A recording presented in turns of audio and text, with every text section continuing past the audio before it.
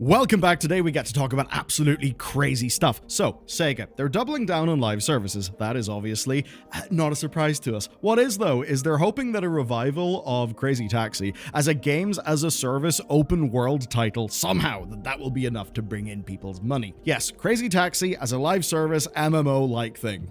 Crazy Taxi. That's apparently what's going on. Now, in slightly less insane news, we've got Capcom actually doing what they do pretty good. They're carrying the Resident Evil remake energy into Dead Rising, so that'll be fun to get into. And then there's Konami, who we do get to chuckle at, because they're almost being too respective of the past, in the form of a 2013 decision that is stopping people from accessing decade-old games. It is very, very, very silly, especially when it's, Metal Gear Rising: Revengeance, which absolutely slaps. In fact, it almost slaps as hard as today's sponsor. Okay, psych, it's not actually a sponsor, but I do have a really simple ask. It'll only take you a few seconds. If you regularly watch our content, I'd really appreciate it if you subscribe to the channel and liked this video. And the reason I say that, right, is YouTube, of course, algorithm, it loves data, and when you do that, it sends YouTube a positive signal. That helps get our content out to more people, which helps us grow and make better videos, and it also makes it more likely that YouTube will show you our videos, which means that you won't miss out because the algorithm, well, just didn't happen to throw a video at you.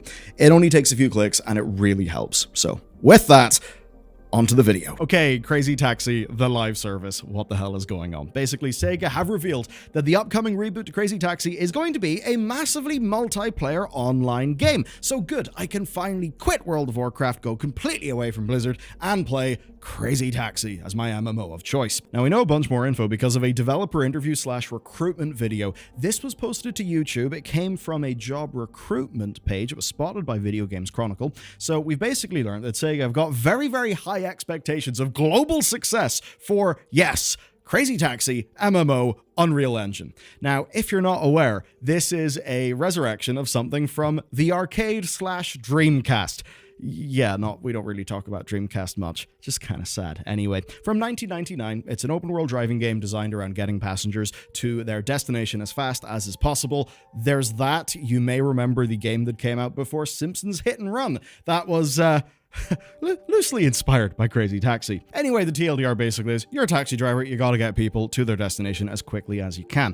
Now, this is an era where, big picture, we got the likes of Forza Horizons, okay? So we got Forza Horizons. It shows that this business model seems to work, so because of that, you can see how Sega may be interested. What is odd, though, is we can see the gameplay, and you know what? Fair enough, that actually looks pretty decent. Now, Sega say that they're testing a multiplayer version of the classic arcade mechanics. They're basically doing that. They're trying to mix in some new stuff.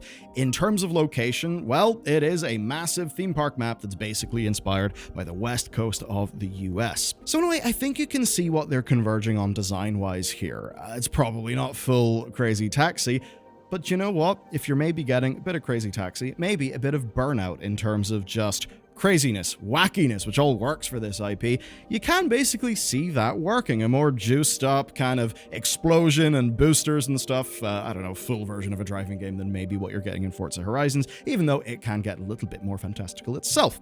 The thing that is a little worrying, though, is scope and expectations, because they do seem to be high, and as we all know in the games industry, our budgets and our dev timelines are just going up and up and up, and it's kind of crazy. The tricky thing is we don't have everything fully official, but there are statements that have came out from multiple different leakers pointing towards basically them looking at Fortnite, looking at GTA Online, and then taking a look at their older IP and basically thinking, okay, we'll choose the bad ending, and this is how we will revive Crazy Taxi. And look, I'm not saying that it's going to be terrible. I am saying I'm a little bit suspicious and confirmed. Now, that's not the end of the story. There are actually other games, and maybe even another Crazy Taxi game. So, there was leaked images of a supposed Jet Set Radio remake, something that is unrelated to, free-to-play reboot stuff. So, it basically seems that they're working on quite a lot of things, and that further reinforces some unverified leaks that essentially say that the games-as-a-service version of Crazy Taxi may not actually be the first Crazy Taxi that we get,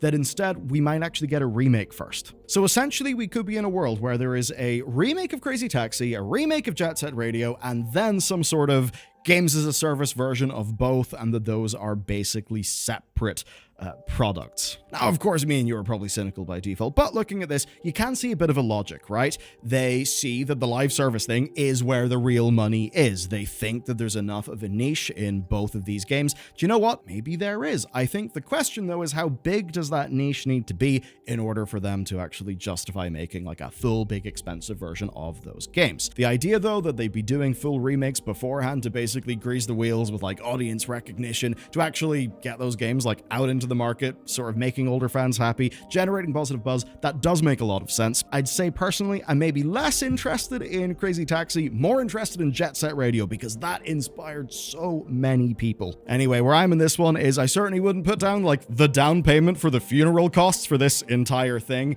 I'd say that even if it goes completely tits up, at least we might get two pretty good remakes. That'd be sort of nice. And speaking of remakes, our next story, Capcom. So here's the deal with Capcom. The overall context to the story is they basically are the kings of doing amazing remasters. We've just seen that with Resi. I mean, playing Resi 2, 3, and 4 remaster like properly back to back. That was an amazing experience. They are super high quality.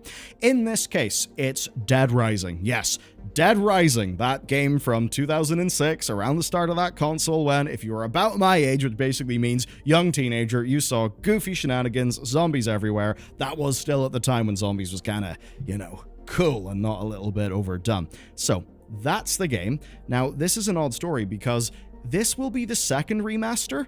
They did one in 2016.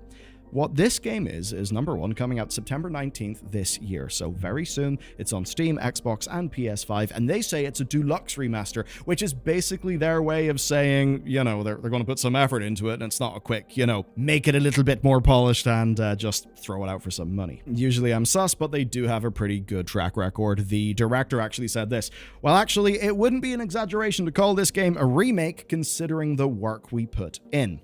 And certainly when you look at the level of detail being changed, it's clearly not just polish. You can see the footage for yourself, but basically the TLDR is overhauled graphics, 4K 60 support, which is very good, and revamped mechanics, right? They're calling it quality of life, and that basically means things like moving while aiming, pretty crazy, updated movement controls, autosaves, a remade UI, that kind of thing. And that's also with it being fully voiced and a whole bunch of other updates. And at least partially, this is just because they've rebuilt it in RE-Engine, which is of course the technology that has driven all of the recent Resi remakes. Now, funny thing, you may think that RE-Engine means like Resident Evil Engine. No, it means Reach for the Moon Engine. That's where the R and the E come from, I guess. And basically, it's the core of all of Capcom's production right now. It is what powered those extremely successful Resi remakes. So it basically makes sense that they now look into their back catalog, see the various games from that very strange era where they were really, you know, they were just targeting more things at the West. I'm definitely thinking of, was it Lost Planet? You know, the Planet Snow game. Anyway, point is, it makes sense that they look at the IP that they've got. And in this case, I think this is a really, really good example of a game for this treatment. What is good to hear, though, is they're talking about the new tech not changing the game, talking about basically how the original concept for the limited time story is intact. The game systems are intact. It's basically just them building it again, making it a bit more approachable, better quality of life, better graphics, better usability, that kind of thing, which honestly is pretty damn sick. Unlike what's happening with Metal Gear Rising: Revengeance, the best titled game in the universe. And this is a really bizarre story. So here's the deal. Revengeance came out in 2013. It was made by Platinum Games and Konami. It came out on the PS3 and the Xbox 360. Now, it's been on PC, on Steam since 2014, but it suffered from very strange regional DRM. As an example, right, the 360 version of the game was cancelled in Japan. So because of that, you couldn't download the game for PC in loads of regions. As an example, India. So if you're in India, you want to play Metal Gear Rising: Revengeance? Sorry, you can't. Not on PC. Well, without raising the black flag, and this certainly does look like a good use case for the black flag. Anyway, as of the 4th of July, the game is on GOG, which is pretty cool. I'm pretty sure Senator Armstrong would like the idea of that. Thing is, though, not all of the DRM is gone, and this very boggling decision, it was first spotted by Automation Media. So this is crazy. They told GameSpark that the GOG release will maintain parity with Steam and any other region previously limited. So basically, It's on Good Old Games, but it still is region locked. And what's really bizarre here is the game is available in Japan via PS3 discs, so it really should be available there. And this is just one of those weird things. The idea of, well, game regulation and stuff like that.